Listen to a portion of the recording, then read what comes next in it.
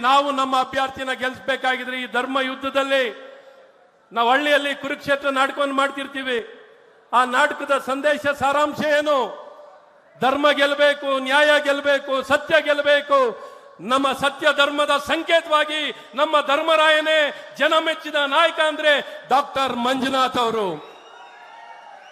ಅವ್ರನ್ನ ಗೆಲ್ಲಿಸಬೇಕು ಅಂದ್ರೆ ನಿಮ್ಮೆಲ್ಲರ ಶಕ್ತಿ ಪ್ರತಿಯೊಂದು ಮನೆ ಮನೆಗೂ ತಲುಪಬೇಕು, ಪ್ರತಿಯೊಬ್ಬ ವ್ಯಕ್ತಿನ ತಲುಪಬೇಕು.